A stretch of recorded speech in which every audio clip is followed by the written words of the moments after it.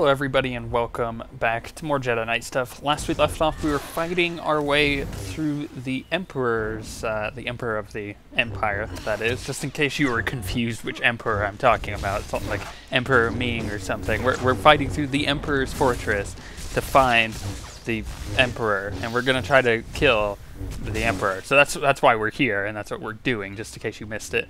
Actually skipped ahead quite a bit of this whole fighting sequence. This is I think the longest sequence I've ever talked in this series, and right afterwards it's just a ton of footage. So you only have to put up with me for like 5, maybe 6 minutes, and then we go straight to talking with well, some of my companions, the Emperor himself, and then a montage of me being quite evil. So it'll be exciting. It'll be really fun, like I was talking about last episode. This is about to get incredibly interesting. This is probably one of my favorite parts of the Jedi story, because we just went through this entire set of quests that we did, right? So we went through all these planets, and we joined this like special ops Jedi team of Doom, Hunger Force, and what we ended up doing was we went and we gained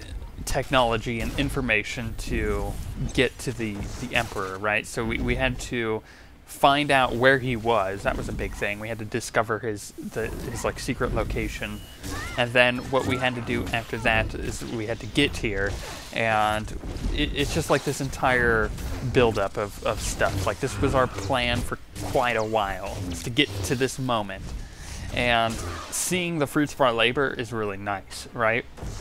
I mean, we got here, everybody was okay. The guy who plays Duncan in Dragon Age Origins, the best one, he took a little fire, but he was okay. And then you had the chick from Hoth, the Jedi chick from Hoth, that was totally crazy, and I didn't like it all. And she was being converged upon by enemies, and that was very satisfying to me in a really therapeutic way. Because I couldn't kill her, but, you know, maybe the enemy can. It's weird. It's like proxy therapy. So I'm kind of hoping that she ends up dying in all of this, but we'll see. So we all get to the ship, right? And then on my ship, I'm chatting with my companions, because it is this kind of tense moment of a lot of emotion coming out, because I mean, we're finally seeing through our plan that we wanted to. My Jedi's having to deal with the fact that he was just told by somebody who's on the Jedi Council that they saw a vision of my Jedi turning into a Sith and torturing my crew, and my Jedi wouldn't want to do that. You know, that's not a thing he wants to be a part of. He doesn't like the Sith. He may like doing everything necessary to destroy the Sith, which is why he uses the dark side sometimes, and why he tends to go that direction. But I mean, he doesn't want to be a Sith. He hates the Sith, and as I've said previously, that mostly comes from the hatred of his brother, which is a Sith warrior, and also comes from the hatred of what happened to his family when he was younger. So that, you know, that all culminates right there, and is kind of building up tension. So he's kind of on edge, and then what happens is Kira is pretty much stating her concerns about this entire thing, and doesn't want to be here, and actually is really scared, I would say. I think that's a correct emotion to have in this moment, especially for her, because she was under the control of the Emperor for a while there, and she doesn't want to go through that again. So it's like this entire culmination of really awesome storytelling, of really awesome characters all coming together to this one moment of being on my ship, and me really liking my companions and not wanting to upset any of them, but wanting to lead them into battle. So my final decision there was to leave Kira behind, because she could be potentially dangerous on this mission. Plus, my Jedi sees her as having emotions getting in the way, even though that's not necessarily the case. And then you have the other two. You have Sergeant Rusk and T7 on my ship, right? I left them behind to take care of Kira, because I know they could get the job done. I've seen what they could do. And then I've brought Doc with me because, well, I'm greedy and I need a healer. As from gameplay perspectives, I need a healer for this. And then the other thing is, I know that Doc can also well, he could probably get the job done if I come across any injured people. So that's my reasoning for taking him. So, like I said, this is a really awesome culmination. Storytelling and characters coming together in this one moment, finally getting to complete our goal of what we wanted to do, which was well, for me, find and kill the Emperor. For everybody else, it's find the Emperor and turn him to the light side, which my Jedi thinks is completely impossible. So he's going to go the route of trying to kill the Emperor. So now that brings us to here, the Emperor's throne room. We're just going to walk right up and, oh, you see that? Was that Lord Scourge? Oh, let's go chat with him for a little bit.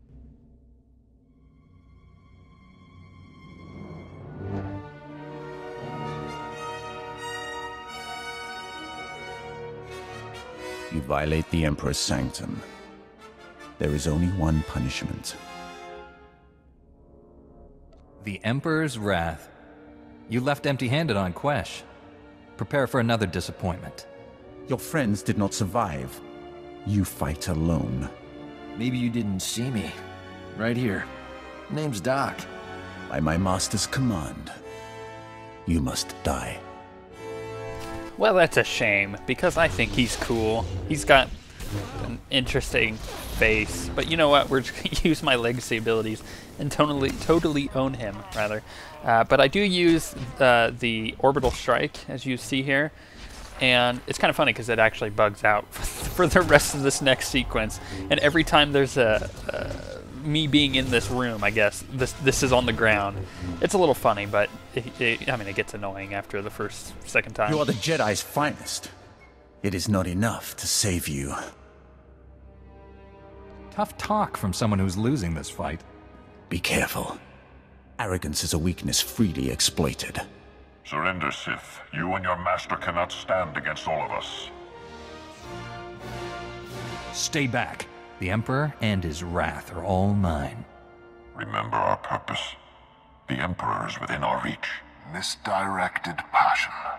Such a waste. My friends and I wish to speak with you. Please accompany us to Tython. An infantile display, Tol Braga. Reckless pride, limbed by self-righteousness. You are master of nothing. I knew you wouldn't come quietly. I will end you here and now. You mistake me for your own weak flesh. I do not end. You stand there because I allow it. Because I do not fear.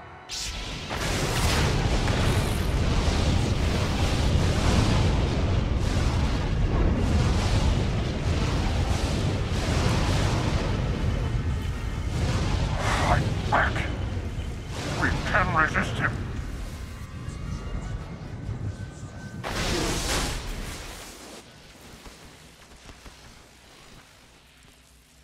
You are mine. Servants, slaves, weapons. And you will obey.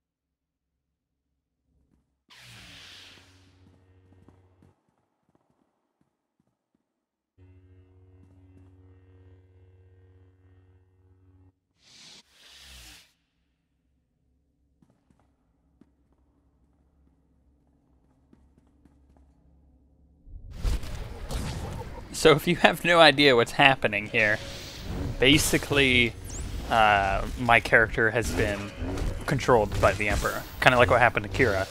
And that's what's going on. And now he's training me to be a Sith. So I guess I'm a Sith. But then, I mean, you gotta think about it for a second there. What was that just next to the droid right before that sequence ended? There was something there. Was it a Force ghost? I think it was. Am I breaking free of the Emperor's control? Am I really that strong? Or is my character just going to be a Sith from here on?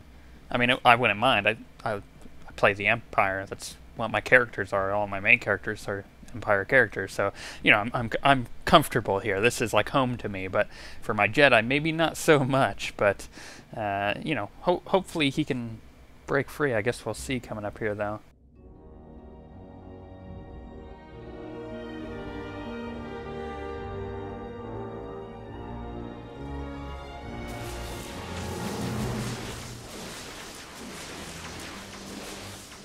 Don't let him win. Free yourself.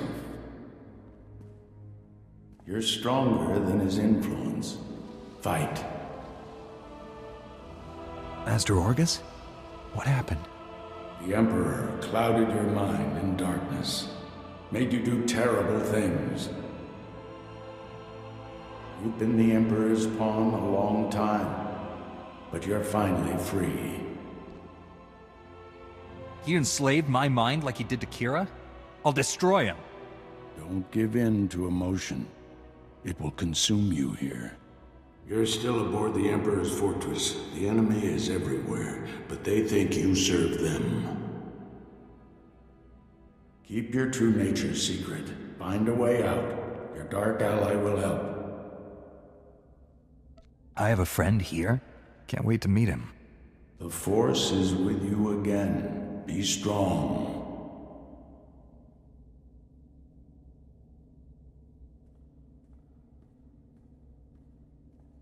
Stop muttering to yourself, Acolyte. Today we test your ability to extract information from the enemy. Knowledge is power. Our enemies possess the secrets to their own annihilation. We must learn everything. Aren't you even going to ask how I slept, Master? Don't be an idiot. I'm not your master. One of the scum you arrived with awaits interrogation. You'll conduct it while I watch. They'll give up what they know. Or die. You aren't authorized for executions yet. Follow me. I'll instruct you in using the Tormentor device. I look forward to it. After you. So I tried to play along there, but I think I forced my hand a little bit too much. I was like, yeah, I'll kill them. Yeah, you know, I'll go torture them till they die. But I think that was a bit too much. Wait, is that Kira? Oh no. Let's begin. It's a simple device. 3 inducement settings, each inflicting greater pain on the subject. The Tormentor monitors the subject's vital signs, stopping just short of delivering lethal damage. Still quite agonizing, however. I know you're still in there. You're not one of them.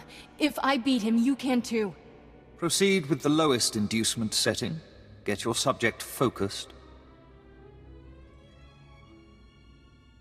Bad news, Overseer.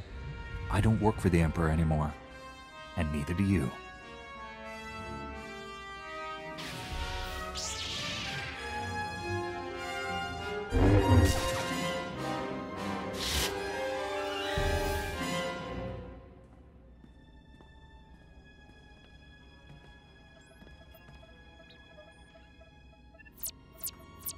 You're free. Are you all right? I'd kiss you if we weren't in the middle of Sith Central. This place is crawling with Sith who don't know you're back to normal, but you won't fool them forever. We need to leave. Quick. T7 and the others are still in the docking bay, locked in cages. We can free everyone and take back the ship. How many Sith are in the docking bay? A dozen, give or take. Never said this was gonna be easy.